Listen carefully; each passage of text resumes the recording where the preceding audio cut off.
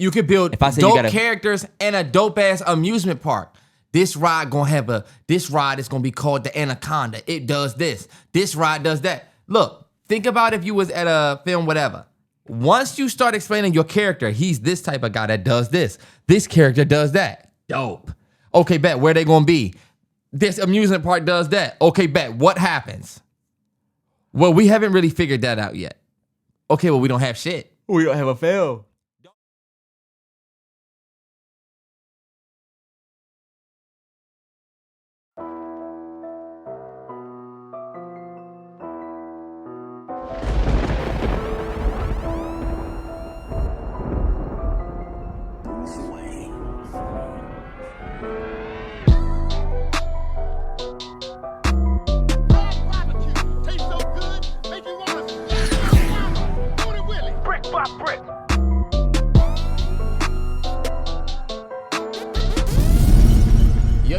Yo, it's the Mallory Bros podcast, tapping in for another Tuesday. Happy Tuesday.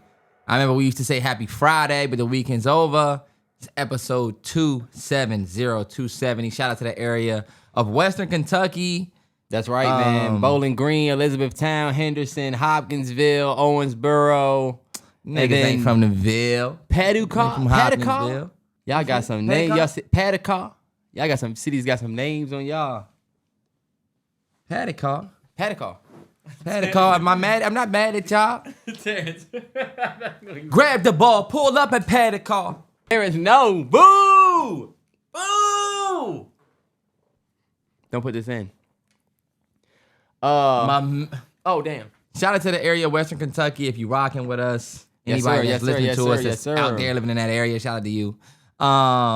Believe it or not, I'm rocking the Bobby Boucher jersey. Y'all know what's so funny? I got this jersey for like $10. Literally means nothing to me. Years ago, and it's in mint condition. It is. That joint got a good embroider. It is. People no way you got this for $10, with patches, bro. I swear on everything. I was just like, I just wanted to wear it on a video like a couple years ago. This the joint that looked like this on the website. On Shein, it looked like this. It looks. But like when that joint come, you be like, oh, I see why it was $10. That joint is actually in really good condition, bro. Rocking a 9 because it's the last podcast that drops in September. So we got another one that's dropping. So, what's the? What? We might have another one. We got another one. I think we do have another one. I mean, I got another one. Do it. But shout out to all of the niggas that's been listening to the podcast. Well, I don't want to say niggas. Shout out to anybody that's been listening to the podcast since the beginning. Everybody knows episode 56, right? Mm-hmm. Damn, what's the name of that joint? 56, A Purposeful Life. Purposeful Life. Terrance wore that joint. Not this one. I wore this one, not on Purposeful Life. Episode Purposeful Life, I wore the WNBA jersey. Damn, yeah. What's this one? Oh, no, this one is... This one was... Damn, your memory not sharp if you don't know this Terrance. one. This was... I have to find out. I remember the font. Don't even tell me, Terrell. I remember the font. I'm going to find it. Because this the joint... Everybody remember the podcast where Terrance was staring into the camera and he was like, you did some wild shit.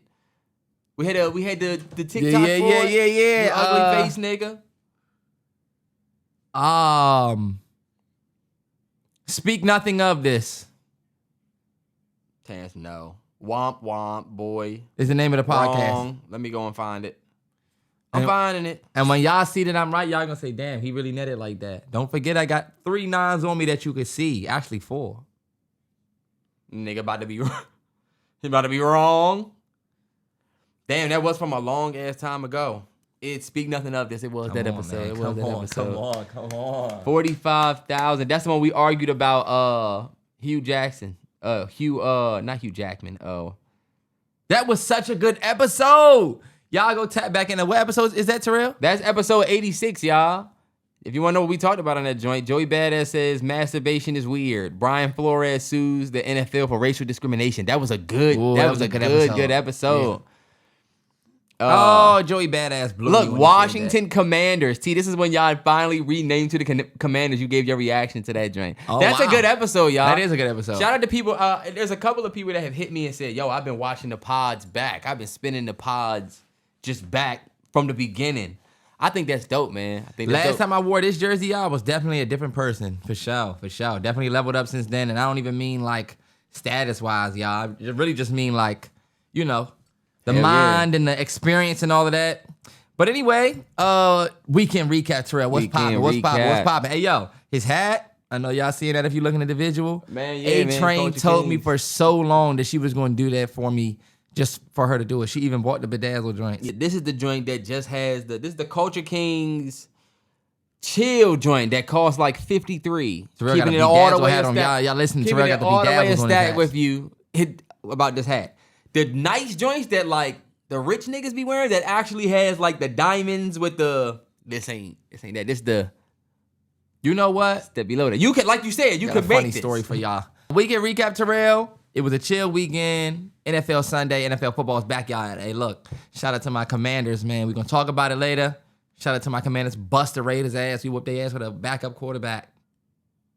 Put respect on it. I We feel like lost. we legit. They want to say the other teams got grit when they do that. But when we do it, it's excusey. So anyway, Commanders fans are so jaded. Y'all are so jaded. we never get any respect. It's all good. But other than that, man, definitely a solid weekend. Believe it or not, this was Sunny's first weekend, my daughter's first weekend, staying with her grandparents overnight. Me and A-Train went to the movies and we saw the movie Him. Shout out to everybody who went to the movies and saw that. Yeah, We're we gonna need talk your about that. review on that. 100, Yes, sir. 100. We will get to that. Yeah. Biggest highlight of the weekend for sure was Sunny's birthday on Thursday. My daughter's Yes, first birthday. yes. Just turned 1 year old. Big deal around here for us. Just turned 1 year old. Her party is next week, and we preparing for that. But me, A-Train, Sunny, the fam, we all went out, and believe it or not, y'all, we didn't go to Chuck E. Cheese. I ain't gonna say where we went, but it was Man, chill. we It was had almost like yeah. an adult birthday. Yeah, we was dinner. like, appreciate you, Sonny. Yeah. Yeah, we had drinks. She had her little situation. It was nice, man. It was nice to have the whole family out. Yeah, man. It was dope. We ran into some supporters. It was dope to see people that fuck with us just out and about. We was out on what was it? It was a Thursday night. It was busy. Nah, yeah. Thursday night, a good night. If you a single bruh, 44, go to the bar. Single 44 is horror. Terrance, it's rough. It's rough. But let me tell you something. When I used to work at TGI Fridays, I used to be helping these old niggas get hella. I would not want to be single at 44. I can just imagine being single at 44. The shit that you gotta hear up front. I used to be the best wing. I was the best wingman. I'm not gonna get into all of that. We had a But dope y'all was time. wingman in 44 joints? Bruh, you know at the restaurant, well, back then, we used to have a DJ on Friday nights. Gigi made a dope cake. Oh my God. One of the biggest highlights was Gigi's cake. That man. was one of the biggest Gigi highlights of made- that weekend was that cake, man. My sweet girl loves raspberries. Gigi made the most bomb raspberry cake, man. It was so bomb. It was like a raspberry meringue. Yeah, that shit was dope, man. And Crew was Shit was. loving Sunny Toys, y'all. It was like it's his birthday. He riding around a damn Barbie unicorn. We opened gifts. Anybody with a toddler that act a damn fool in public, no. It feel a little bit better when you hear somebody else toddler acting a fool and it's not your kid. And you feel like, whew, it ain't me this time, y'all. So when it's my turn, everybody better not act like y'all ain't just heard a baby over there. Or when they big family sat down, their family had sat right next to ours. And I said, oh shit, all right. Nah, All right, yeah. we got kids. And then when I saw they had kids, it's like, okay, bet. So now we both know. Come on, you know how they are. You know they're gonna throw I the ain't like pizza. how they put all of us over here. Y'all see we all got high chairs. You see, I think about restaurant stuff like that. You don't put a motherfucker with two high chairs and an L, and now it's two motherfuckers with a high chair. Both of our servers got this much space to get in. All right. Nah, no bullshit. I ain't like that. Mr. But- Dickey is a fucking restaurant. Y'all, around it was here. funny as shit. Sonny is getting gifts that look fun as hell. These toddlers in the high chairs They are over there like, they dog, they was trying so hard to get our attention, dog. It was a lot. But we had a good time. It was dope celebrating the girl. I'm not gonna be able to be there for the B-Day, man. I'm gonna hold down the home front. But hold on, wait. Before we get past the birthday, 1 full year parenting down. Biggest takeaway. This is a big ass question. Biggest takeaways. What would you say? Some stuff you fucked up, but some stuff you think you got right. Stuff you think you fucked up first, and then finish with what you think you got right. I'm not gonna wrap y'all up because y'all be faking on me when I get to daddy rapping. Terrell really setting me up just so he can slam me. But biggest lesson is patience, and that's on every side of it, fellas. And the biggest lesson is the patience with yourself. people will tell you that they learn stuff and they always talk about everybody else, but I feel like the biggest lessons that you learn within anything is with yourself.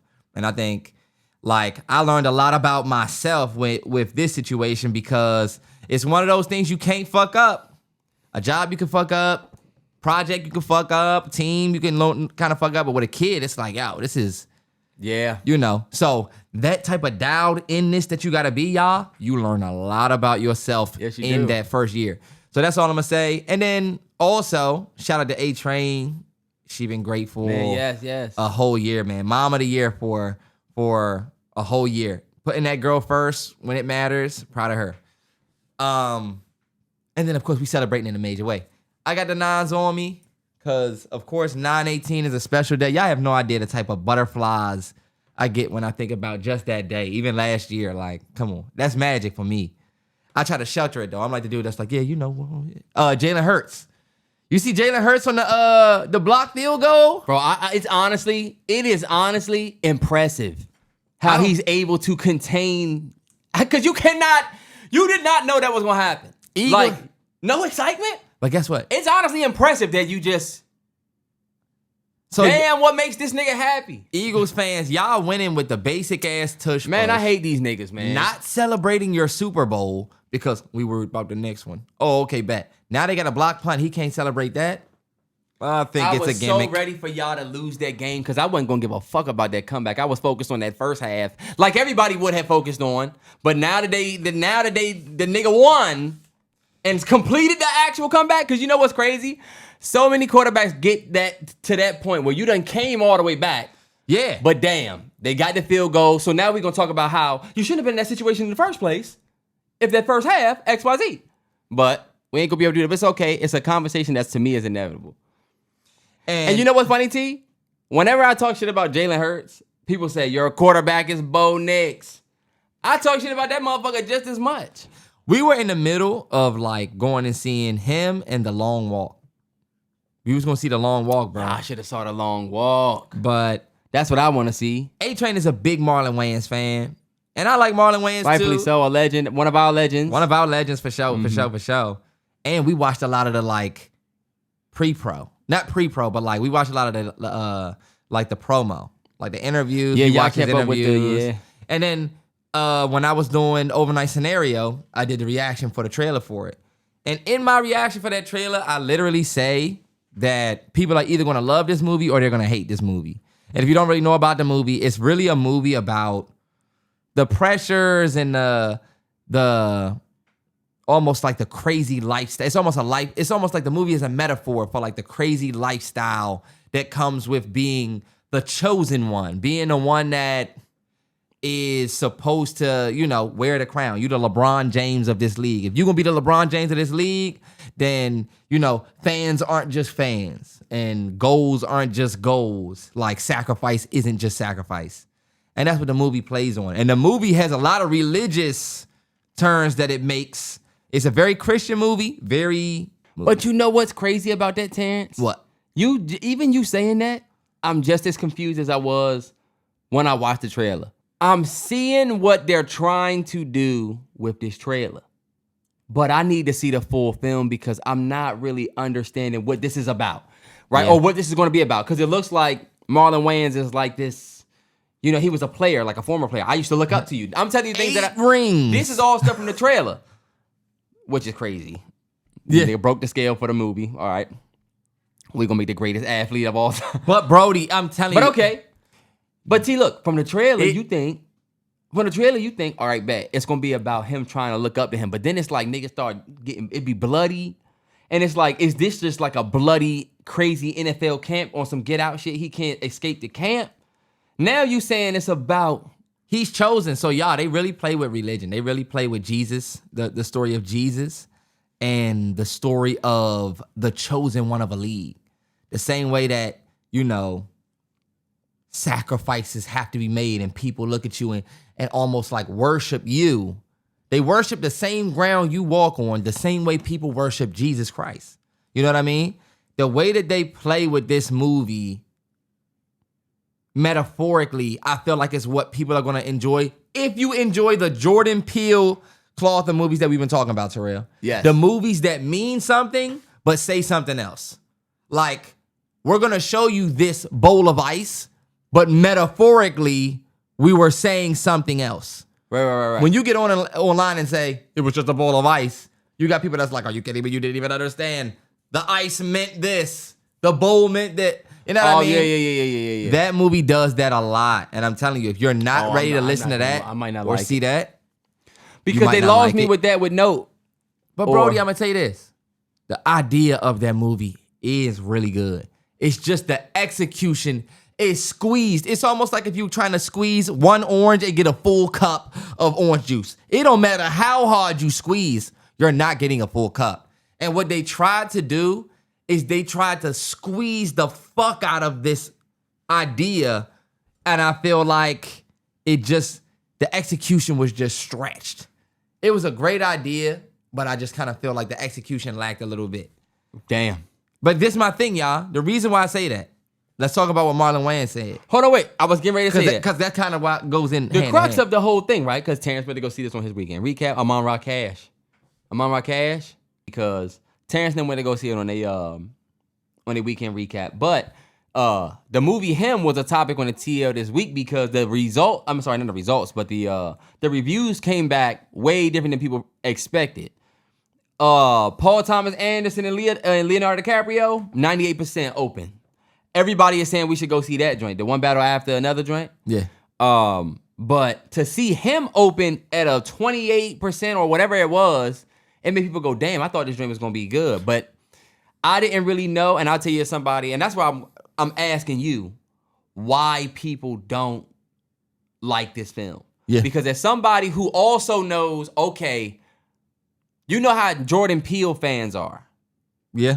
Where it's like, I hated Note, but some people think it's a masterpiece. Yeah. So I'm like, okay, the reviews came back low, but like, is this one of the ones where, I don't know, I'm gonna have to wait for somebody I know to go see it. So what is it that pissed people off about this film? What is it that you think there is the reason, the reason why they came back 28% is because of this? I want y'all to think about if you went and saw Challengers with Zendaya and the two guys that play tennis. You got a story and you got hella tennis. You know what I mean? It was a tennis movie, but you still had this three-way love triangle story that you were able to give people tennis in this story. That's what that's what Him is missing. It's missing the story, which is the basket that we can put all of this shit in. You got a main character who's this. He looks good. He looks good. You obviously got a model type dude, but it's like they overly made him cool. He's cool, but like too cool. Who is he? Why do we give a fuck? Yeah. You know what I mean? All we know is he grew up looking up to Marlon Wayans, aka Isaiah White, the quarterback. And what do we know about Isaiah White? We know that he's all about football. He wins, and he's the quarterback. But Brody, when I tell you we don't even really know about the league that they trying to get into, we don't even really know about the team, the saviors that he's trying to get on. And you see how they playing with that. He's trying to get on he's trying to be the head of the saviors. Like, you know. Oh, okay. The premise of that, the idea, I feel like is great. I just feel like the reason why people weren't able to really get the idea is because it needed more of this story that could tie everything around. Because I'll tell you this, Terrell. If you weren't a tennis fan and you went and saw Challengers, you could actually enjoy the movie.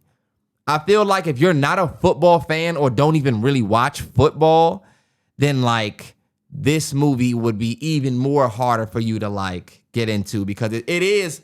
I was telling On, as a football fan, it's a dope ass perspective you could watch that movie from. So what I would say to y'all, I wouldn't tell y'all that the movie was bad. I think, like I said in my trailer reaction, there's going to be people who are able to grab the movie for what it was, and then there's going to be people who absolutely didn't like it. I'm going to tell y'all what I didn't like. This movie was written by, if I'm not mistaken, 2 white men, and it was directed by, I think the guy is either Justin Tipping. Because people were like, oh, it's not Jordan Peele, it's this guy. Even though they tried to slap Jordan Peele name all over every damn thing about this film. All I'm going to say is this, y'all. I feel like, and y'all know how I am, I'm just gonna say it. Not everybody can be Quentin Tarantino. And what I mean by that is not that everybody can be a pop culture icon. I'm not saying that. I'm saying not every white man can successfully write black dialogue. It's very hard to do, and I totally get it. I want y'all to imagine I had to write for like the 1800s. It would be harder for me just because of who I am. When you choosing to write into a culture, that's tough. And instead of me sitting here smacking y'all hand and be all whatever for it, I will just point out that within that film, there were things I didn't like, y'all. I didn't like the Himothy. Oh, you're Himothy Chalamet. They had these two black dudes that were like, you Himothy Chalamet, you. It just felt like all of the like, I get what they went for. Because one thing they were trying to show is like what a black athlete has to deal with when he's, you know what I'm saying, when he's that star athlete. I'm going to keep it 100. If you ask me, it's a very cliche story of a black, oh, he's black. He's the first in our family. Oh, he going to take care. Oh, you got the mom who's so excited. Like, that's our story. Yeah. It is what it is. I'm not hating. No. I understand how you feel about the writer. They spent a lot of time in that movie trying to be cool and not building this story. And I think it was because y'all were outside of the culture you was writing in. You overdid it. I think they overdid. And that's my personal opinion, y'all. If y'all go watch the movie, you'll see what I'm talking about. And look, but is this fucked up for us to say this? True. No, it's not fucked up, y'all. Because guess what? We are not hating on this guy. All we're saying is the reason why I feel, and this is an actual opinion, that I don't feel like I'm wrong, or I don't think this is me judging him. I'm saying as somebody who lives and exists within the culture that you are putting on display, you making a movie. If I made a movie that literally was about your culture, you would be free to criticize it, right? That's true. I'm not saying your movie was bad. I'm not saying you're not allowed to make it. All I'm saying is I didn't like how... Nah, I understand your perspective, T. I understand. Because I didn't like the way that it makes complete sense.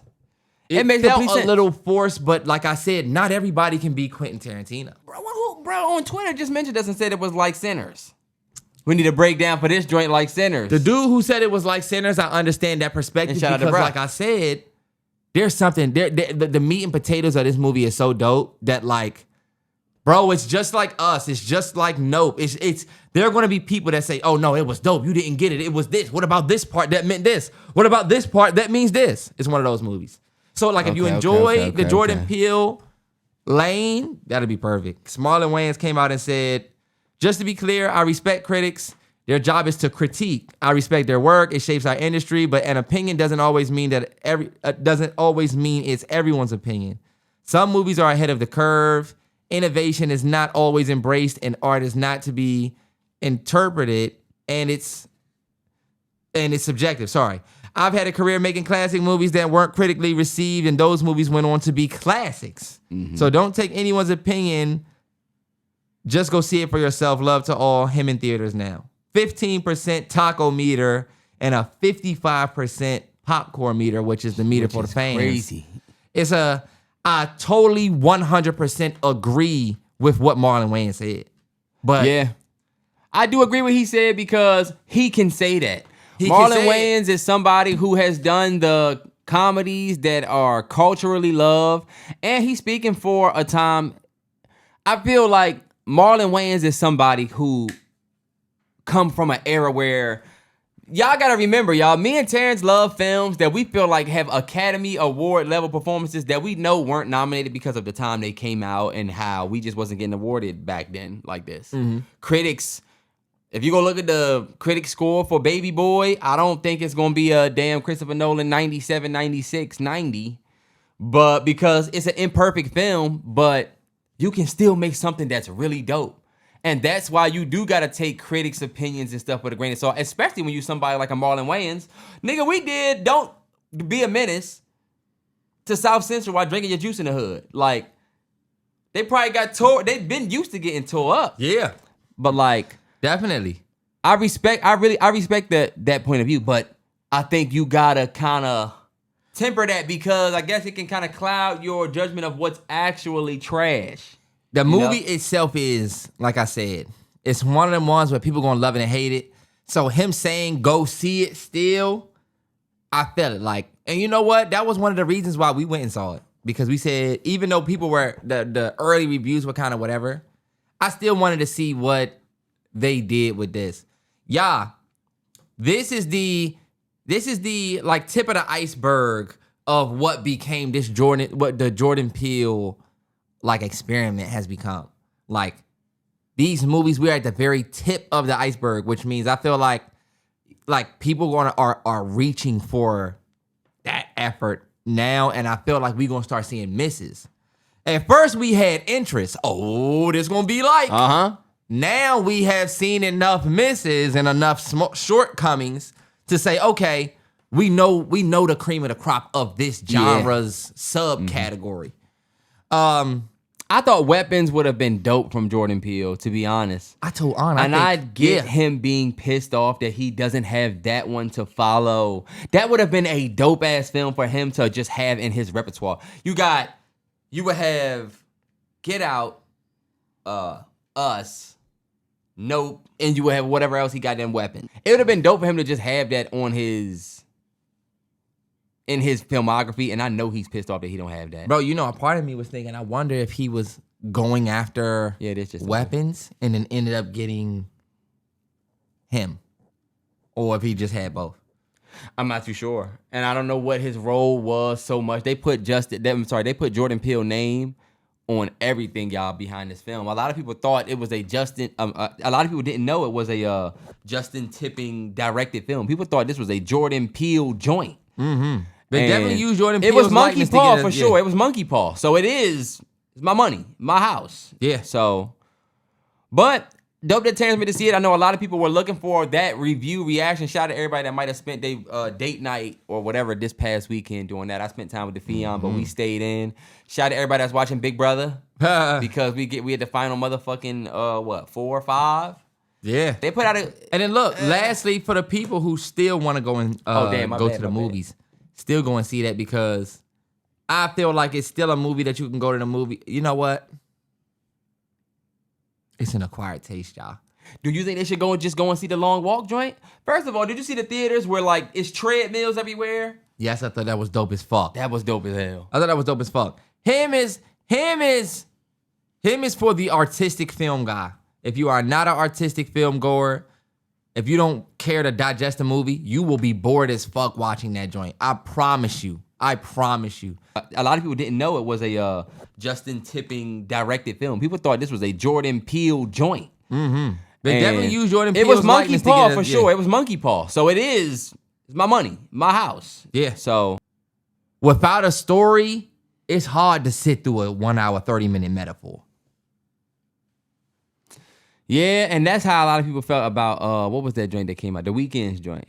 Yeah. The Weeknd's film was very metaphoric, but at its roots, it was kind of like, I get you're trying to like tell me this message about you as this artist, whatever, but this is a film, guy. We're looking for beginning, middle, end. It don't matter if it's an anthology. You could give me the end first. Give me middle first. But like, I need to be able to know what you're going through, why you going through it, and what's the goal in this film. Not just aimlessly follow a character that's going through some shit. And it's very different when somebody wrote a character and you could tell they thought of a dope ass. You remember film school? Motherfuckers would come up with a dope ass character. Yeah. Backstory. Oh, I wish I could say. And bro, go deeper than that. And that's the thing with him. You could build dope characters and a dope ass amusement park. This ride is gonna be called the Anaconda. It does this. This ride does that. Look, think about if you was at a film, whatever. Once you start explaining your character, he's this type of guy that does this. This character does that. Dope. Okay, bet. Where they gonna be? This amusement park does that. Okay, bet. What happens? Well, we haven't really figured that out yet. Okay, well, we don't have shit. We don't have a film. Dog, sometimes that amusement park and that character is so dope that we just gonna make the film off of that. Yeah, and we just gonna slap. You can see where the effort was. And with a good writer, i.e. a Quentin Tarantino, a Christopher or Jonathan Nolan, you get those same elements. And Tino and Nolan such old dogs. Yeah. They have such crazy stories that come with all of those other bells and whistles. Look at what James Reyes did 2 years ago with Booker Clarence. Like, I'm literally, instead of, because look, we still talking religious. We talking metaphorically speaking. Yeah. Book of Clarence was an original film, but of course, it has ties to religious texts, but it was such a cold story around it. You know what I mean? That was better than this one? Book of Clarence, I would say... You didn't like this I one? liked Book of Clarence better than this. I liked Book of Clarence better than him. Okay. Yeah. Big part of the weekend was, of course, Jimmy Kimmel's show getting canceled after the comments that he made to Charlie Kirk. Yes, sir. Doesn't have to be a super long topic because I know y'all by now have heard a lot about it. And by now you saw the news. Yeah, for sure. That Disney's bringing it back. That Disney's bringing him back. And it didn't stop at Jimmy Kimmel. I think Jimmy Kimmel was probably the most notable of that. But like the Starbucks thing, the whole get them fired from their jobs thing, that was crazy. It's been a crazy week. I honestly will say this. I didn't realize per se how big of a following Charlie Kirk really had. Even if you look at the memorial service, bruh. But you know he's a poster child for something other than his real following, bro. He had a following, but I feel like he's become a following for something else. I just mean, you know how somebody's like an online, whatever, like, think about it, T. Kevin Samuels was toxic and everywhere. I don't think he could pack out a stadium with his funeral. And that must be just me being naive about the size of his following. But Charlie Kirk Memorial was at that joint was crazy. How many people flock to that and just believe something completely different than what we saw? Yeah. So this shit feel like a glitch in the Matrix, low-key. It is crazy to see some of the same. Because I told her, do you remember when George Floyd got killed? Knee on his neck. Derek Chauvin. Shit was fucked up. Why? Because Derek Chauvin had his knee on George Floyd's neck for 9 minutes. Like, you had your knee on his neck for so long that yeah, and we watched it all on camera. Seemingly took his life. He's saying, I can't breathe. And then he dies. Y'all want us to believe, he couldn't breathe from something else. Not the knee on his neck for whatever. This is my thing. Son, do you remember, and this is just me being a little bit honest with y'all, I hope this don't get me canceled. You remember how big the George Floyd movement got. And we, as a community, we were there, but do you remember when you look really within the community, you would see like, all right, y'all. I told An, do you remember we would think about it. We were like, yo, it don't matter who he was. He shouldn't have been killed. That's always been our thing. It don't matter what he's been doing. He shouldn't have been killed. Do you remember when people started taking that message a little too far by saying stuff like talking about George Floyd like he was something else?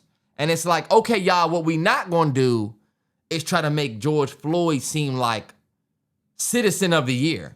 We know, bruh, was on hard times. We have done that. We have done that over and over with Freddie Gray, Mike Brown, Trayvon. Well, we got to be like, no, okay, he's not a model citizen. Nobody is saying that they're perfect, but you can see how where this was wrong. They were using things to try and justify what happened to them. Yes. Yeah. Only reason why I bring that up, y'all, is I feel like now, for the first time, we're seeing it in reverse, where we're looking at something from a certain perspective, and they're looking at shit from a certain perspective, and it's major.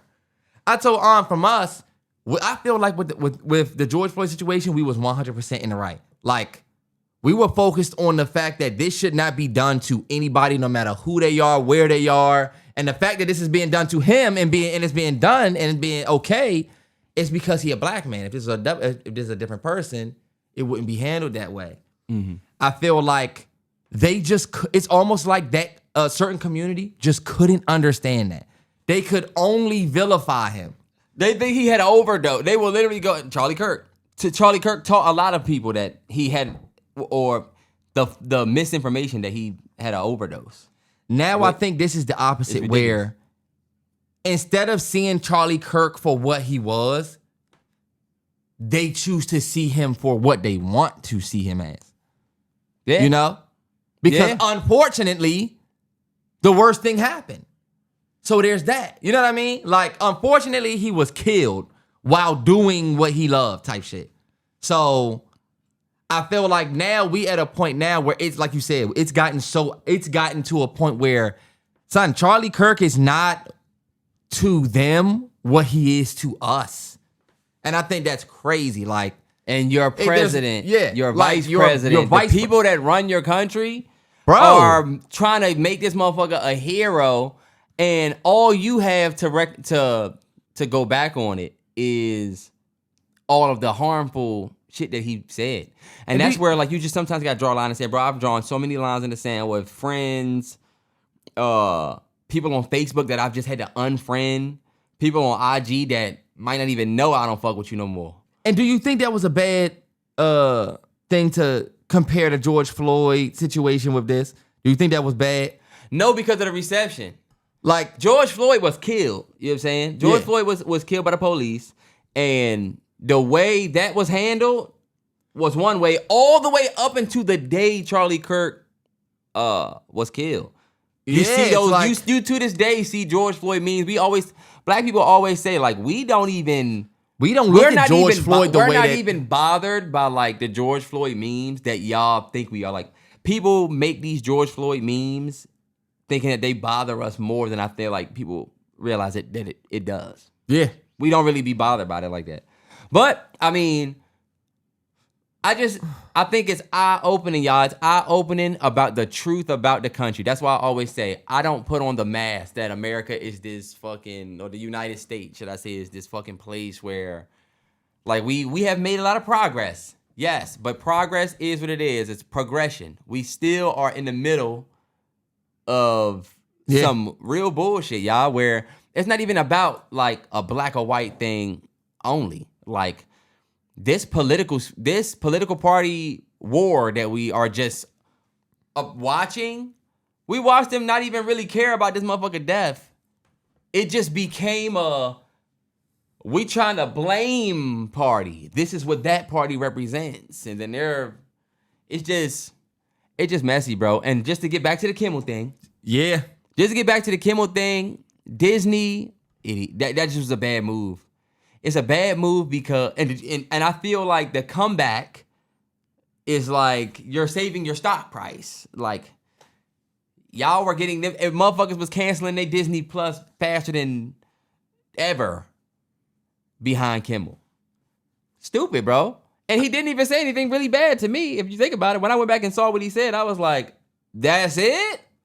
When you look at what he said, it was like, okay, I could 100% understand, like, not liking what he said, but I don't think he said anything like that was like, it felt like shit, more of a hit at Trump than it did.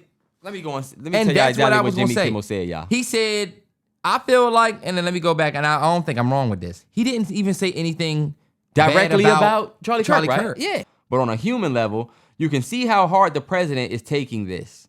Yes, he's at the fourth stage of grief. Construction, demolition, construction. Because he cut to the clip where Trump was at the White House. Like, oh yeah, okay, yeah, that was sad. But look, we're putting this in. It's like, yeah. Damn, okay. I don't feel like he didn't disrespect it's like Charlie a Kirk's satire death. type riff, but it's really more so. They didn't like that he aligned. They didn't like that he aligned the shooter with what the fuck he's aligned with. And Terrance, this is the thing. Jimmy wasn't wrong for what he said. He said, the MAGA gang desperately trying to characterize somebody as something other than one of them and doing everything they can to score political points from it. When this first happened, bro, before we knew the shooter, it turned into this is what they do, them, it's crazy. You saw a white man fight back. Did you see that? Yeah, like what the fuck? Y'all was ready to legit blame anybody. That really happened. Not even trying to turn this into like that, but like that's where I was so confused by like what Jimmy even said wrong. That's why I'm glad Disney got their back kicked in for that. I'm glad, bro. I think Disney was smart in bringing it back because I think they realized that canceling his show over that was a little like petty. And this is the first time I feel like we ever seen it where it's like, hey, the country was emotional and we realized, what you mean? Like, that's a crazy thing to cancel somebody's show and then it's like, okay, they're not canceled. I'm just excited to see what he gonna say when he come back. Because now he can low-key talking shit. And I think everybody's gonna tune in to see. They ain't gonna cancel me twice. But sick, man. Leaving the house when you live with your spouse. Terrance, you about to get me in trouble. No. Stop being puss. Terrance, no, I'm enjoying my life. I have been enjoying this. You should be able to talk about this. Weeks. I told A-Train, yo, love you to death. But like, y'all have no idea what it's like when you live with somebody. You have to check in with them before you leave. That's the thing. You cannot just get your shit and leave and not say shit to Gigi. Oh, TC, we talking about something completely different. I'm thinking you talking about trying to get somewhere on time with they ass. Oh, no, I'm talking about okay, bet. It could literally... All right, bet. We talking about them too. There's many sides of they ass. We talking about that too. There's many sides of what you have to go through when it comes to leaving the house, with and without. All I'm going to say, y'all, when you finally get in a relationship, you're going to be like, damn, I can't wait till we live together. You know what? I can't wait till we live together. Me and we was light years away from each other. Miles and miles and miles away. We used to talk about when we live, oh, it would be perfect. It would be perfect. Guess what, y'all? We made that shit happen. And guess what? All that fun shit we talked about happened. But the part you don't think about is the way y'all will kill the clock, man. Y'all both kill the clock. I'm bad on A-Train. If she got to be somewhere at 3, I don't know what it is. It's like you will find yourself talking about what you even have to do. I'm talking to you for 10, 15 minutes. I should have been left. You know what I'm saying? Y'all have to be both conscious of it, bro. And honestly, let me tell you, because what they do... Or you got to be an asshole and be like, don't say shit to me. I'm getting my toothbrush, brushing my teeth, and leaving. I literally tell Gigi sometimes, yo, don't talk to me. I sometimes will say, stop talking to me. Because you know I'm trying to get work done. And let me tell you what your girl will do, fellas. Don't fall for it.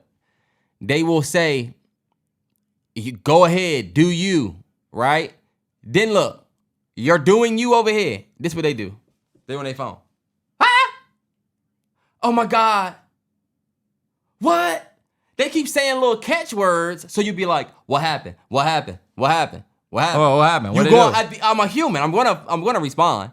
Then guess what? You wrap me into this long ass convo. Now I'm heated. Now you saying a point. I'm saying a point. Then I get to the point where I'm like, yo, stop talking to me because I gotta go to work. Do you know what they say? I'm not stopping you from going to work. You can go. Keep talking. It's you. Male, woman, whoever. Like, living with somebody. You are literally living with somebody who, you know how A-Train used to hit me and I used to say, I'm going to text that motherfucker back when I get in the whip. But guess what? She's right here. I was getting ready to say. Prepare for that. You honestly, Terrance, I need Jared Goff to come the fuck on 20 yards. Terrance, first of all, 20 passing yards. Terrance, fuck this. Come on, MVP Ma. I need a W. We both been living with our girl for fiance now, for a minute now. And all of the horror stories that people say, like, wait before you move in. Amonique, Manny, Steve. I remember all the stuff y'all used to tell me when we was to be outside. Wait before you move in. They used to tell me, like, yo, you need to wait. Manny was not fucking around. Amonique was not fucking around. I talked to Neek for probably like 2 hours about it. But I never really, I can honestly say, it wasn't that bad for me. And I think maybe them conversations helped me. Because I guess I went into it with a different mind. But how would you say? Think about it. Niggas said moving with your girl is hell. I wouldn't say I live in hell. You know what I'm saying? You get my damn nerves sometimes. We get each other nerves. But it ain't. You moving in with your girl and you don't even really know if you really want to be with shorty. And you still try to mix and move and do your own thing. Or you still got a relationship that y'all are building. The bad part about living with your girl that make it tough is when y'all argue and when y'all get into it, you can't go nowhere, bro. You low-key also have to control your emotions in the moment because you ain't by yourself, bro. So you know what that means? You can get on the phone and hang up with somebody and be like, fuck this shit, man. Stupid as fuck. You can't do that. Not when you not when a relationship, not when y'all live together, because she can hear you, she can see you. Where you gonna go after an argument? How do you act in moments of conflict is the biggest indicator of what you need to do when y'all are, if y'all live together. For my ladies, let's say you are non-confrontational, or fellas, you're non-confrontational, your girl got a problem, you just wanna like go in your corner, but y'all live together. That nonchalant shit gonna get old, bruh. And y'all gonna be walking through that joint like some fucking zombies. Trust me. Me and A-Train is not... What did LeBron say that was the realest shit this weekend? About him and Savannah? Him and Savannah. We've been together since we was in high school. Everything ain't fucking peaches and roses. Nah, yeah, the Speedy interview. You know that nigga be fucking up. Speedy interview was great, was a great little 25-minute, perfect, small interview. I want more interviews like that from more people. Yeah. But I will give y'all this advice, y'all. I will say when it comes to moving in with your significant other, this is where it doesn't matter who you are. You gotta find something to relinquish. You got to relinquish some shit. Some stuff you just need to just you just don't give a fuck about this. When me and Gigi moved in, she was like, we should do this color or whatever. And I'm like, hell no. I had to stand back and say, nigga, you grew up and your father didn't decorate shit. Yeah. Sandy did everything in here. T, go to mom's joint now. Do you think Dad did any of that? No. So I'm thinking, she obviously gives so much of a fuck about the decoration, as she should. Yeah. You know, they say, let a woman make your house a home. I'm trying to let her do her thing, and here I come saying, I don't like the blue, I like the green. So I had to learn to relinquish certain shit. Her relinquishing the damn garage. That's my space. Don't come down to the garage. You don't know how stuff work down here. This is my spot. And this room. She let me have this room for the to turn into whatever. But you gotta find shit to relinquish. Let it go. Might be laundry. Might be... You just gotta find it. But yeah, man. Like I said, I don't think it's complicated at all, but I just think it's more so about yourself. Yeah. Like I'm telling you. It is. You gotta be willing to do that. It's really about if you really want to do that. And I'm telling you, you'll be in a situation where you're doing it because like it came around, like she gets kicked out or her lease is up and she like, I can sign a new lease or we can, you know what I mean? Terrance, that's you speaking a lot of people's truths. Yeah, you let the pressure of life put y'all together. Not you wanted to. Yes. You just said, fuck it, I'm gonna look out for shorty because I'm looking out. And now you're in a situation where it's like, how do you feel about that, T? You're somebody who you could say planned. You could say y'all planned to live together. Yeah. But the way y'all had to live together, y'all felt a lot of that. Yeah. Y'all felt a lot of the, oh shit, we moving in together just because of the fact that it's a bi-coastal situation, so it's gonna be different for both of us regardless. And we had a baby on the way. A-Train moved in. A-Train did not move in with me, and it was just fun in the sun. A-Train moved in because you wouldn't recommend somebody do what you did then, because you telling people not to do that, but that's low key, kinda what you end up having to do. And you know what? That's crazy because A-Train didn't move in. Well, yeah, she did. No, I'm saying not. We lived bi-coastal, and then we stayed on one coast. Type not shit. Because shit, life happened. But just the suddenness of a location change. That, like I said, y'all, support first. So like before I could even put together us, whatever, I already came out there and was staying out there. So like when you have your own spot, shorty be coming out there, she'll stay for a week, leave. Mm-hmm. Ever since when me and her first came into contact with each other, it was real easy to know, oh, okay, I see the way she live, I can live that way. Type shit. But I'll say this. I feel like before me and G moved in, I was always at her place. She was always at my place. Back and forth, back and forth. I felt like I saw your bathroom, your kitchen, how you live. When we moved in, she was exactly like that. Yeah. So that's what you see that you may ignore. That's what you're gonna get. I knew how Gigi was gonna be. I knew all of the things. I knew everything I was gonna have to take on when we moved in, before we moved in. I feel like you should have that clarity. But fellas, what you gotta know, like if you don't have you know how your mom is, Your girl has that in her, and it might not come out until y'all live together because she can't get it off while y'all not living together. You don't live in her room. You don't come to your girl room and mess anything up. And subconsciously, y'all don't even realize that when you go to your girl room, she is already telling you, hey, get off that. Don't touch that. And you think it's cute because it's your girl, it's her room. But when y'all start living together, this is y'all house, but like Terrell saying, it's her. You know how they say your woman make the house a home.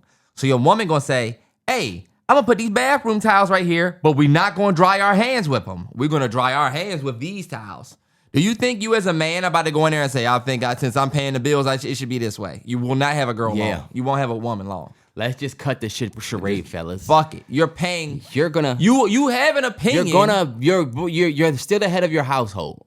Yeah. Nobody is saying that you're just gonna be bitch for your girl. But trust me, bruh. Most of us don't want to do it. Most of us don't even give a fuck. So I don't gotta say too much on that. Yeah. But what you do have to do is like let her get that off for sure. Yeah. Because it's coming. And like I was telling Terrell, like, if you're not ready for your girl to be on top of every single thing you're doing in that house, then you need to think twice about moving in with her. But I don't agree with that, T. Your girl should not be on top of everything you doing. Your mom shouldn't be on top of everything you're doing, but when they live with you, bro, I'm telling you, they can't turn that shit off. Y'all need to I would say this. Gigi, she gonna tell me if I Let's go Lions. Go through it. I'm tired of having Ravens conversations. Niggas. Hutchinson sack. Y'all, Gigi don't tell me every single thing that I wouldn't say she was, then again, she let me know when stuff is fucked up, but she know at this point. Terrell, Gigi is on top of everything you do wrong in this house, Terrence, Terrell. that's not she true do. though, T, but we don't, but we or try she just didn't see it. Nah, I'm gonna tell you, we try to make a practice of not. Think about it, T. You know what I got a chronic problem of? Leaving the cabinet. I'm bad with cabinets. I leave cabinets open. I try to go behind myself. I'm a clean as you go, but if my seasoning cabinet while I'm cooking, I don't take out garlic pepper, lemon pepper, this pepper, that pepper, everything I need. I'm gonna take out the salt, pepper, everything I think I'm gonna need, and then I might be like, oh shit, I'm gonna go back and get this and that. So I leave cabinets open. Gigi give me shit about it, but it's not like, oh my God, the cabinets again. I don't feel like she's fucking right, dude. She's fucking. You know how people go to work and they're pissed off at their wife? Dude, she's fucking riding me. I can't even fucking get a fucking moment to fucking. She's riding me. She's on top of me. Now, if you moving with your girl and you feel like you're her son, that is a problem. Yeah.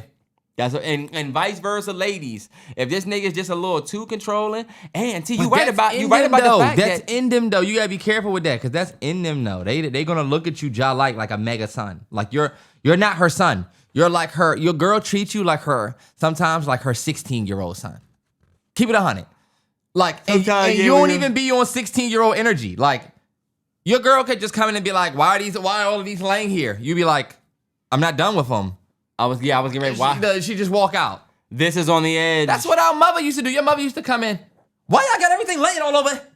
We getting ready to play with them. Nah, yeah. Close the door. Fuck is wrong with her? That's what I'm telling you. Oh, man. And like I said, if you let your ego hit you, there's so many times me and A-Train can get into it, but I be looking at her like, that's that shit that you're going to do. Brody, life has been, I will tell you, Terrence, dead ass. Life has been so much more peaceful being able to like know that certain shit I'm not about to make a big deal out of because we have already both decided that we're not gonna clash on this no more. Think about all the stuff y'all clash on, and then think about if your side of the argument is really worth it. Like I do that all the time. We arguing over the color curtains we pick. Why do I give a fuck? Obviously, if you really care about this, do you really care? Or are you really just trying to have some control over what's being picked? Because you see, T, that's the thing. Brody, I'm not trying to be long-winded. You taking us right back into what we was in. Y'all get it. Hey, just match me. Stank-ass candle. Nigga look like a candle. Room Essentials joint. All right, bet. Look, moving it forward. Cardi Cardi B drops her album, Am I the Drama? And I'm going to keep it 100, y'all. Yes, she did. Cardi B made everybody who, let's say this over. Cardi B made everybody who doubted her as a musician eat words. She made everybody who doubted if she was going to be able to come back and have the same impact as that first album eat words. And is this album as big as that first album? No. Is it as big as some of the other albums that might have dropped? No. But I feel like Cardi B needed to show why she's regarded the way she is. Mm-hmm. And I feel like against the fucking odds, I feel like she did that with this project, y'all. Realest 9, we can say we got the reaction coming for that joint. Yes, sir. Yes, sir. Yes, sir. I watched A-Train consume that album. I watched the girls on my TL talk about that album, and I said, you know what? This is what we need to pay attention to for, like, the meter on this joint, you know? Mm-hmm. Not the fellas. Terrance, yeah, but hold on, wait. Terrance. Fellas, too. Sure, but that's not what I want to talk about. I want to talk about you, because all the girls you champion, I just have to say this, y'all. All the girlies that Terrance tried to prop up, Glorilla, he tried to say Lotto, all of these girls that had a little moment, and when Cardi would, like I will admit, she would go to their moment and just blow it up because she's Cardi, and Terrance would say, she's not really popping, it's them, and she's riding moments because she don't have the music. She was doing that. She don't have this. She was doing that. She need to focus on put her Two whole things album can be out. true. All these things you've said over the years, rightfully so, now she put out an album that I think, I'm just seeing a clear difference in tiers between a lot of the girls that you were saying is now over her, including Meg. Meg last project didn't sound like this. Glorilla last project was good. We did a reaction for it. What I'm hearing from Cardi, Terrance, I think Cardi B's... I feel like we see a clear difference, and I think it's time for you to take Cardi from But I here don't where you think had her we see- and go ahead and put her right back here, and it's you that need to give her respect. But I don't think we see a skill difference, y'all. Let's keep it a hundo. The album was definitely enjoyable. And after fucking 8 years of you sitting on hella music, I'm not surprised that, like, you're putting out music that we're actually happy to hear. You went 8 years. Some of it is actually just damn good to even hear you on. You know? So it's low-key like the same thing again. Terrance, no, that's hate because she could very easily put out duds. But like I said, you can't just say I'm that. I'm not even going to leave it at that because, like you said, that could get looked at as hate. But, like, I think I have to eat words and feeling like, okay, you need to put an album out. We not just going to keep giving you credit from a 2018 drop in these features. I will admit that I have to eat words for saying, where's the album? None of this shit matter. These other girls about to lap you because you ain't putting no music out. You just jumping on their tracks. I still feel that way. But what I don't think I got to eat words in is me saying that I feel like these other girls are right up there with her, if not neck and neck. I don't think you putting this album out, Cardi, just blast you past a Glorilla. I think she let everybody know why she's 1B, 1A. Now, one thing I feel like when Cardi, I feel like that's the level. Everybody else is under that. And the fact that Cardi popped out not only with apparently dope music, but she's shooting at people on that even joint. Nicki, like, we are giving these women, you said that's the level. Everybody else is under that. There's a lot of seniority you giving these women with that. Now, see, I'm talking about how good they projects are. Statesmen, Lotto project was really projects, Terrell. You're giving them a lot of, you give, especially Cardi B. I swear to God, y'all gonna say this part is hate. I swear to God, Cardi B gets a lot of credit for just the fact that she is doing.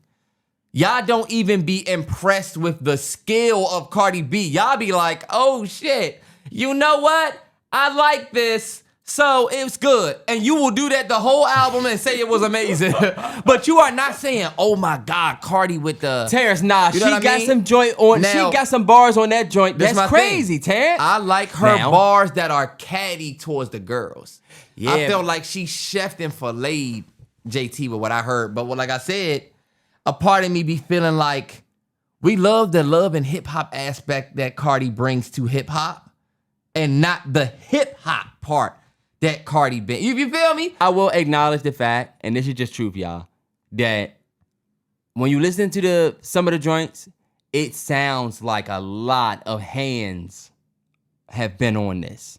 Not in terms of like a bunch of like songs have been in this place and that place and this place.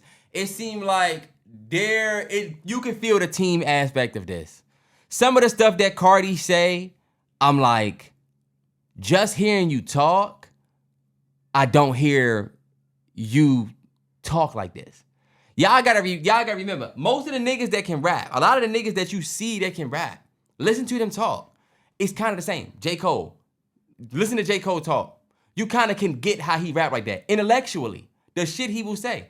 Cardi B interviews, she's one way, but then on the record, sometimes she got like, some of the stuff she come up with is like, all right, then when you see people say, yeah, you know, Party wrote this verse, oh yeah, you know, this person wrote that, it does take away from it, it does. But because you just know even your disses, I don't know if this is all you to her. You know what I'm saying? And it's not like Cardi is somebody that also, because niggas will say, oh, you a Drake fan. Drake is notably ghost wrote for hella niggas. So like, I don't assume that he's not writing. You're writing for other rappers as well. Like, I get what happened, whatever, right? But Cardi is somebody I know don't really come from that. So it does, there is that part of it. Not trying to sour out her shit because her album is doing well. And I think it's going to be a good listen for us. It's definitely something we need to commend. Like her rollout, I felt like was organic. It was dope. I feel like I like her going to the streets and getting more in touch with the people. She did a lot of stuff her way. I'm giving Cardi a salute for that. Salute for her album being enjoyable for people to listen to. Fuck what people think. Fuck people's hip hop opinion. Fuck people's pop opinion. Even what I'm saying about, oh, it could have been this, it could have been that. I feel like you got to give her the W for doing what she needed to do, which is you need to deliver. You did what Rihanna scared to do. You showed Rihanna low key, hey, look, it ain't that hard out here. Just pop back. They still love your sound. Yeah. I feel like Rihanna, come on. So shout out to Cardi. But we are going to move this a little bit forward, Terrell. Sure. Because another thing that I feel like just completely stepped all over her album release, and not step all over because that sounds disrespectful to new life coming, but she revealed that she's pregnant with Stephon Diggs' baby. Yes. My question to you is, do you feel like that stepped on her rollout in any type of way? Do you feel like that stepped on the momentum of her album in any way? Or a lot of people felt the way because I didn't think it was a good look, man. As an NFL fan and just kind of knowing the backstory, what they say about Stephon Diggs, who he's from PG, right? Stephon Diggs is from PG Maryland, County. yes. Went to Maryland. Look, we get him. We do that. That's how we do. We get him. But I have heard also some things that we don't do about Stephon Diggs that I just don't know, right? Like, he seems like a wild guy. Like, you never know it. You never know. Well, I feel but one thing I do know is that, look, you see Terrance, think about it. For years, we had to watch Dalvin Cook and them say, oh, fuck no. If my daughter had to date anybody, it wouldn't be Stephon Diggs. Them videos aren't just circulating because. So it's just kind of like, I don't really care, to be honest, personally, but I don't think it was the best look. I don't think it's the best look, man. It's actually kind of a disappointing thing. If I got to be honest, it looks kind of crazy. If what you said and Offset said was true about how, you know, y'all got together, I just feel like it's just not a good look. There's no way you can make good of another potentially broken home being created. Cause like, are y'all gonna stay together? This nigga got hella kids kind of coming. You already said, oh, if they got other baby mamas, we gonna figure it out. I just feel like, I don't know about that, y'all. I can't sit here and just say, you know? Nah, yeah. I definitely feel like Cash Me Out Golf and Lions. Jesus Christ. I literally feel like, let's just have an honest conversation, y'all. I feel like as a woman that's trying to be like a rapper, that has to be the L, y'all. The L as a woman rapper has to be another woman being able to fuck your man. Like, how? What are you referring to? The fact that like Cardi B was talking about in her Breakfast Club interview, y'all, where she said, another girl hit her and literally told her, like, sent her flowers. Some girl sent you flowers and she ended up fucking your man. Said she had a problem with something you did or said and that's why she did it. I just feel like you supposed to be the queen. Like, you supposed to be untouchable. As a woman rapper, your persona is, my man is like cuffed. I'm that girl. He don't want nobody but me type shit. I feel like, all right, look, I'm gonna give y'all an example. Beyonce, right? I want y'all to imagine Beyonce handling her situation with Jay cheating on her like this, where you kind of playing, But T, I don't want to get into this catty. We talking about Cardi's pregnancy. Well, look, I'm not necessarily. I would like to stay on the. Because I get it, but like. I'm not necessarily talking about her personal life more so than I'm talking about, like, when you a woman rapper. If you ask me, when you a woman rapper, it just could, maybe we could put it here. I was getting ready to say, why is it a woman rapper thing and not an any rapper thing? If anybody get their significant other slept with, it's an L. Well, this is just how I feel. I feel like as a woman rapper, exactly. If another rapper can fuck your joint, but why? I didn't hear a story. I haven't heard this story about Cardi. Cardi B talked plenty times on her album Rollout about how other women cheat other women this because they're trying to sleep with your man. Yeah, they're trying to sleep with your man. She said it a lot. Well, T, let me ask you this. I kind of feel like, as a woman rapper, like, yes, that happens to women. Cool. Like, you're saying that's an L. So what? Cardi said on her album though, they said one of the things that people are saying about her album is the fact that she's addressing. But I just feel like certain things, like how you said you don't think the baby is a good look, but it's understood. That's just how I feel, y'all. Like there's a line in the album where she says, "My man might cheat, but I don't stick no dildos in his ass." I just kind of feel like that's not a flex. It's not. My man doesn't like cheat, but he's not gay. It's like, look, my man might cheat, but he's not gay. It's like, that's not really the flex for the lead, for the you that girl. There's some stuff on there, but I'm not about to let you sour out the whole Cardi shit. No, I'm not. She put out a fire album. Terrell, I can say that, and it's not souring it out. We gave the flowers. I've been giving flowers. Don't get intimidated by the. Returning back to your. Now we just nitpicking.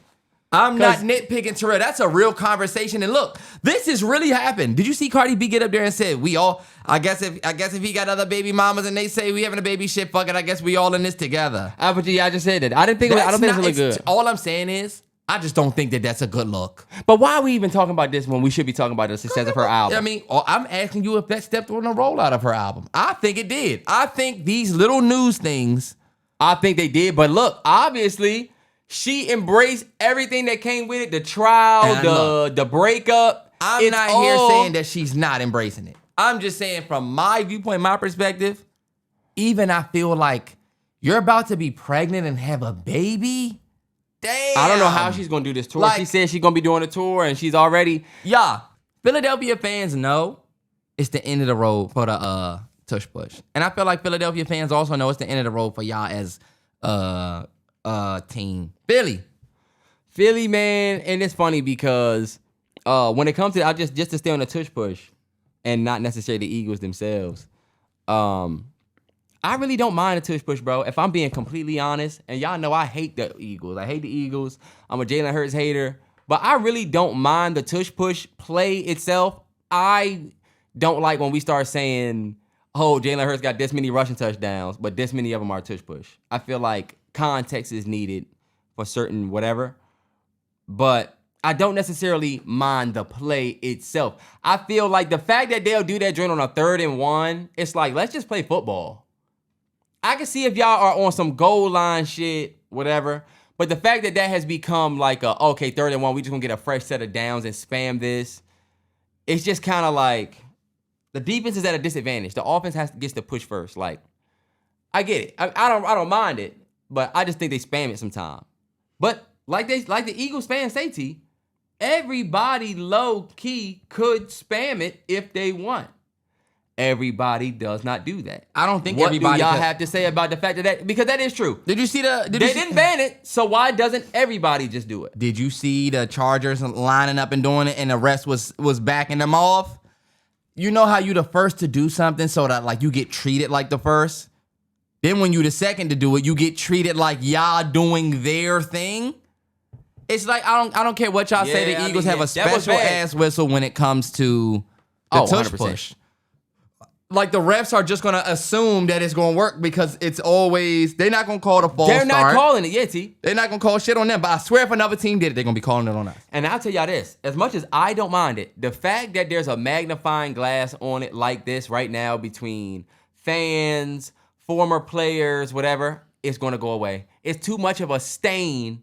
It's becoming a stain on the league as opposed to something that's dope about the league. And whenever that becomes, if the volume gets too hot, they'll root it out. And it's funny because you see Eagles fans, you see some Eagles fans. I actually see a lot of Eagles fans talking about how they don't like it. And I feel like there's certain Eagles fans that don't mind because it does lead to a culture of winning. Mm-hmm. Even if that culture is a little shady, some people don't give a fuck. Yeah. But anyway, y'all, NFL Week 3, the Eagles went out there and they beat up on the I'm not even gonna say they had a comeback win. They had a comeback win. Comeback win. Everybody thought that they was getting ready to lose. Who did they play? I'm blanking right now. Rams. My bad. Rams, who I actually really, really fuck with this year. Something about the Rams I rock with. Rams are cool. They got good I'm squad. rocking with Tay-Tay. Yeah. They got a nice squad. And the cool are going crazy. Y'all, as an Eagles hater, as a Jalen Hurts hater, I was ready to serve. I was so ready to celebrate that Eagles loss. Right? I mean, they came back. Jalen Hurts did what he had to do, but I was ready to talk about that first half because the Eagles, I think even in they win, they still show that like y'all have an opportunity. Like we got to see the flip side of it. Whew. The second half just don't have a first half like that again. But like, had he not blocked that field goal and y'all walked away with an L, I feel like we would have a conversation about the inconsistency. But hey, look, Jalen Hurts is a winner. All he can do is win. He can't lose. The Eagles are 3-0. Man, I'm not hating on him. He willed his team to a victory. I'm sick of y'all hating on this nigga every week. I'm sick of it. Like, I will be here. I get it, but at a certain point, if he's winning, y'all just look like haters. You got people you hate on all the time and don't give a fuck. You were just hating on but I Amon Ra. mean, like, trust me. And what do y'all say? The whole I was hating on Amon Ra, you was trying to humble me. That don't stop you from still hating to this day. But all I'm saying is y'all starting to look dumb hating on bruh. When I don't think so at all. Saquon Barkley had 18 rushes for 46 yards. You can't say it's Saquon. It's what we said it was last year. AJ Brown had a good game, 100 yards. He had 6 receptions. He had a touchdown. But like, I swear, it be seeming like Jalen Hurts is the reason they winning these games. I think y'all don't like the way that he's winning these games. I think this is the thing, y'all. And you know let's not stay too far too much. We got so many other games. We're finishing. But since you want to do that, since you say that, I just have one thing to say. Jalen Hurts was put in certain conversations that he shouldn't have been put in. And that is why all of us Jalen Hurts haters exist. Because from the beginning, we were like, yo, chill. Now, you see, and that's literally where I will stop the sentence. That's it. Like, it really started there. Like, yes, he has willed his team to victories, yes. I'm still not going to say he's better than Burrow now because, I don't. He's a winner. Like, and that's where we started to get, and we won't go there, but like, that was the conversation. People just like to make it seem like we don't like the conversation now is still that minus the Burrow, though. Y'all are just hating on the nigga now. Anyway, he's still showing some. He's not perfect, y'all. We're celebrating the 227 joy. All right, bet. Like, cool. 200 plus. His first 200 passing yard game, Terrell, and will the team. I'll give him the will of the team back to victory. The Smith was ugly. It was like, bruh had to come back behind the DB and catch that shit. That was last week. That wasn't this week? No, that was last week. Fuck it. But like, Miracle Ball. Yeah, I remember that. No, but like, he might have did it again this week. But I mean, look, I'm not trying to hate on them. They 3-0. Well, actually, I am trying to hate on them. I don't give a damn. They 3-0. Can't say shit. My Broncos went out there during the loss. We also have a quarterback that I just do not believe in Bo Nix. Broncos blew the money. It was like watching an old school Redskins game, the way that the Chargers walked them down. It seemed like they was up for a majority of the game, and the Chargers just came back and walked y'all down. It seemed like y'all had like the momentum for the game. Lost. We left so much I points. feel like the Broncos are the most unenjoyable team to watch in the NFL. The most boring team to watch in the NFL is the Denver Broncos. I'm sorry. And why do you think? Nothing exciting happening. But why do you y'all think? are just like, all right, Terrance, hold on, wait. Little small y'all aren't play, that fucking small great. play, and then it's like field Let's talk goal, about y'all play. Run the ball in, but like y'all not about to score a lot. You think y'all got this elite defense, but it makes for boring games. I wasn't even get to say. I didn't even get to say. I wasn't even gonna say we had an elite defense. I was gonna say all right, just to answer you, the reason why it's boring to watch the Broncos right now is because we have a good defense and offense that can't score more than 21 points. Our offense literally scratches and claws to 20 points every week. We either get between 16 and 20 or less than that, and we'll hold a team to like the Chargers to 23 or somebody to 20-19. But we still going to lose because, again, we just leave points on the board. Bo Nix overthrew them touchdowns. And honestly, y'all, I have been holding my tongue about bruh for a long time. I let y'all have the whole offseason. We rallied behind this motherfucker only to see that he is still a problem. First, it was he don't have weapons. He don't have this, that. But was happy about her Seahawks. Was definitely happy about her Seahawks.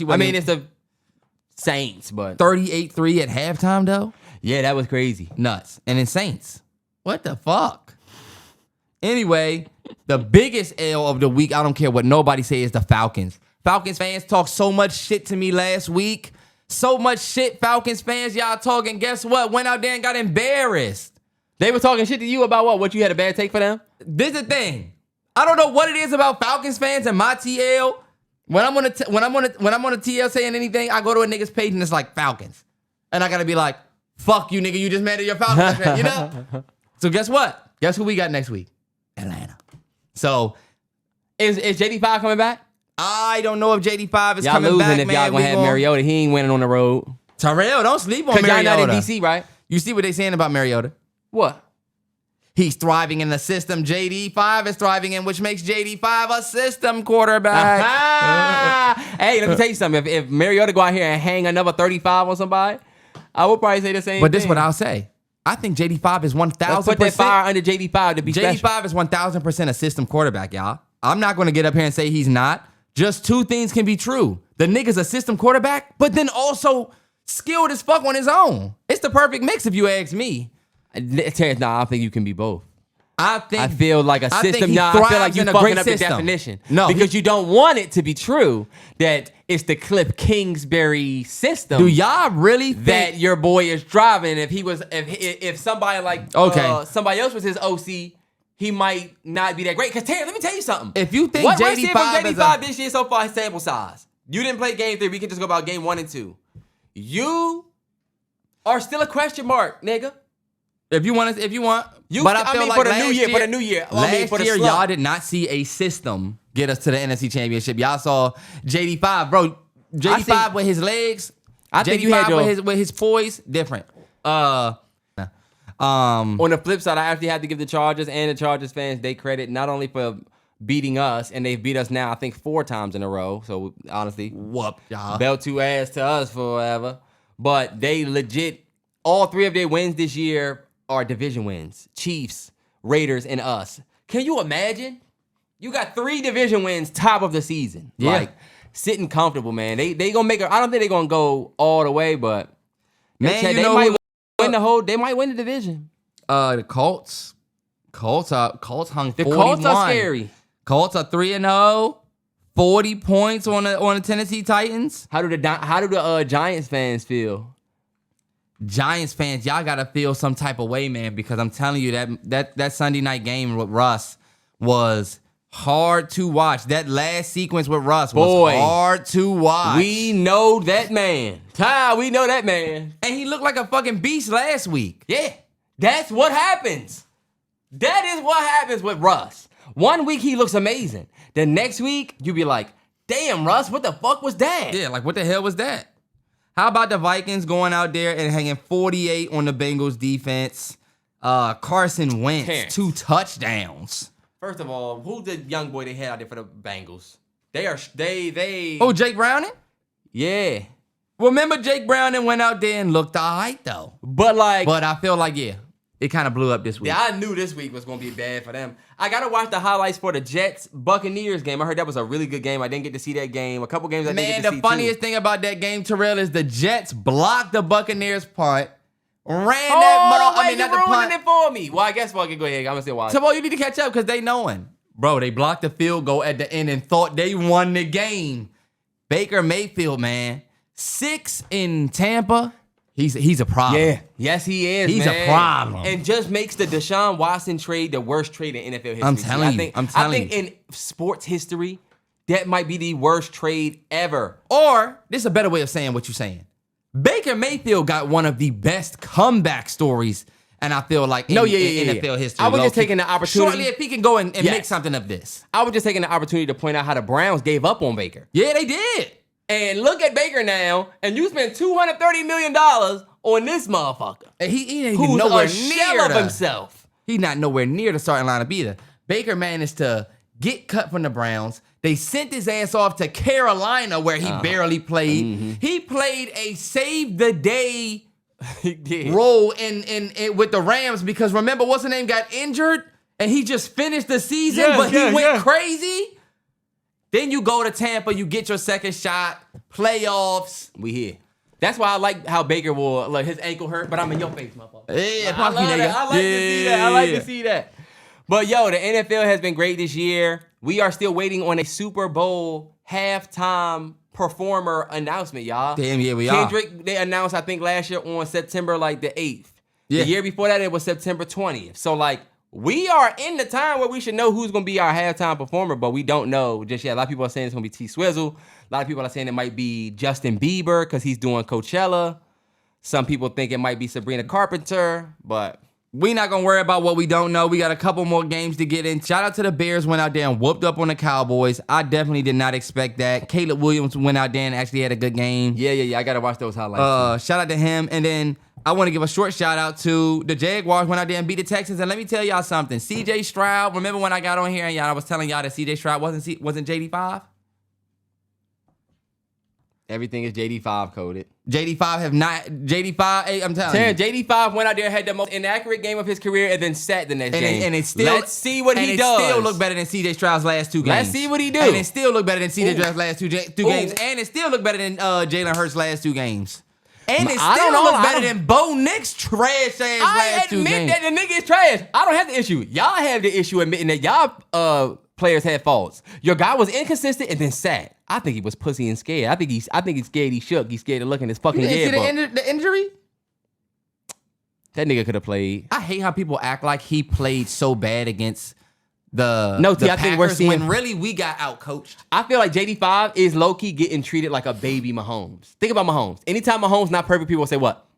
Run over. It's the team. But look, you're the rookie of the year. So yes, people want to see if you're going to go for this slump or if all we got... Terrance, do you know you're not the only annoying Commanders fan out there that of course. think JD5 is everything and he is? I love him. But guess what? There's people out there looking for that slump. Oh, there's one... Because people were looking for like the slump before the game even started, Terrell. Don't do that. Oh, yeah, because of niggas like Because of niggas like me. Oh, look, we're going to end this NFL topic here. NFL pick. Shout out to all of my niggas that's doing the NFL pick. Terrell getting ready to come up and give us the update on the leader I don't have of the pick'ems. Well, you know what? I got it. Let me just give y'all a quick update on the pigskin pick'em. Hopefully my phone don't follow me get my battery pack that I have. Why don't you just wait and then start this? It looks like, all right, y'all, for the pigskin pick'em, shout out to Juice Picksum. Juice Picksum. 38-9, you killing him. And Wu Cobain. Remember Wu Cobain last year? Yeah, he's back. Damn. That was last year or this year? He wasn't the greatest last year. I don't think. Feel like I remember that name for last year, but nah, last year it was a nigga named Trey 3, 6, 7, 8, 9, 10, 11, 12 that was up there. Remember? And then who was the last person? I forget. But shout out to everybody in the pick'em. Damn, some of these motherfuckers going off. Yeah, man. And look, let me just end it by saying right. Let me end this right here. I gotta say this. The podcast will end with this topic. I want to give a big shout out to 4-time MVP Asia Wilson. And I want to give a big shout out to the W, man. What a season that we've had this year. Playoffs have been crazy. We got 2 game 3s. That series with the Aces and the Storm, I absolutely loved it. And now you got the Aces going up against a Fever who don't have Caitlin Clark, but I'm telling you, the Fever can put the pause on them. Just took game 1. I'm excited. If it's Tuesday, it's games. Let me just tell y'all this. The WNBA beat the odds on some Cardi B shit. That league is growing. Are they returning their investment yet? No, but y'all cannot lie. The league is growing. It is. I feel like it's being more enjoyable. And it was tough because Cece's out for the season, right? Yeah. Cece down for the season. But even with her absence, it was dope. I did get to see. But you see, you ain't going to say what you said about JD5 about her because, low-key, you could say the same thing. That her, look, you're having an off year, and now you're going to sit the rest. Okay, nah. She actually has an injury where she can't play the rest. Your guy took one game Terrell, off and it's coming back. But look, she was slumming. She was before the injury. She was slumming. I slumming before the injury. I remember. But I did get to see Bam give Asia the trophy. Was it a surprise? Like, did she not know she won MVP when they gave her the trophy? Nah, she knew. She knew she was gonna win MVP. She was crying because of the moment of it. Dog, low key, that's the logo. Nah, yeah. That is the logo. If Asia Wilson lead the Aces to win a championship, they might as well make her a logo right now. Just make her the logo. Like, finals MVPs, done that. MVPs, done that. Championships, done some. MVPs, done some. You know what I mean? I am the W. Yeah.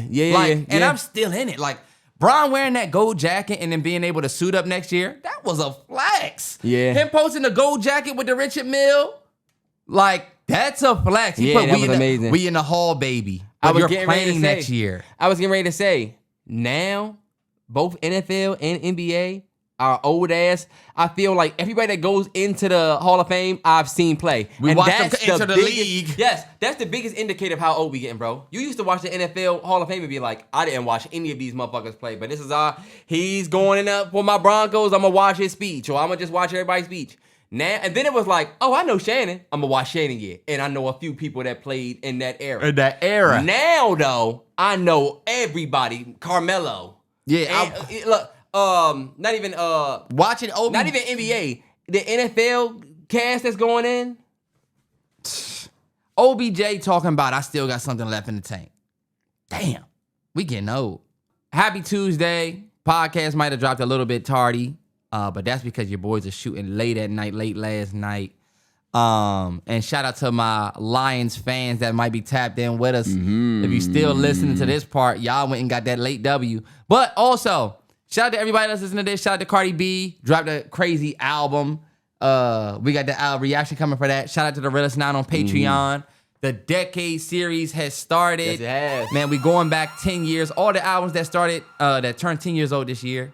Not all of them, but some of our favorite albums we tapping back into. Yes, sir. It's flashbacks like you never seen before. What a time to be Realest 9, man. It's such a crazy season for us. And then what we got on the way, me and Terrell don't even want to say what we got on the way. Yeah, y'all will see, man. Certain things will be changing with the Patreon, with that YouTube channel over there. So definitely subscribe. Definitely tap in. Big shout out to everybody that saw the future. 56 nights. That was the first episode. 56 nights. We started off with that for the Decade series. That was dope. We got so much more. Y'all tap in with us Monday. Come see us Monday. Man, y'all, that Chipotle joint with the pretzel joint is all right. That joint is some trash, Terrance. You never been a pretzel bun type of nigga. Chick-fil-A pretzel sandwich? You never been a Chick-fil-A pretzel sandwich type of nigga? I feel like they need to just stop putting pretzels with chicken. Oh, no, Terrell's fire. You gotta get the spicy. Y'all make sure y'all get spicy. You didn't get the spicy. You can't get a plain chicken sandwich no more, Terrell. Shits don't hit. Before we go, man, shout out to the area 270, Western Kentucky. Yes, sir. Bowling Green, Bowling Elizabethtown. Bowling Green sound like the feds is going crazy. Bowling Green, that's because you think about Bowling Green, Virginia, where they will 100% pull your ass up in Bowling Green. But shout out to Bowling Green, Elizabethtown, Henderson, Hopkinsville. Yeah, I ain't from the Ville. Owensboro, and is it Paducah? I don't know how to say it. Paducah. I told Shorty come over early. She twerk it and leave. I'm locked in. It's crazy. They say they like J. Cole. They from the Ville, not Hopkins. Terrance, hold on, wait. You just reminded me about the smack card. I just have to say real quick before we go. I haven't watched yet, but they saying Lux 30 twerk. I saw twerk strapped in though. Twerk strapped in was nuts. Y'all can't tell me that he got 30. I have to watch it, bro. What he said? I'm gonna say is shout out to y'all. I believe this is the last podcast with a 9. No, it ain't. We got one more. Okay. Next time. course, take your vitamin C, y'all. We'll never forget to tell y'all that. You already know. Don't turn it down, Terrell. It's about to be over, Terrance. I ain't got nothing else.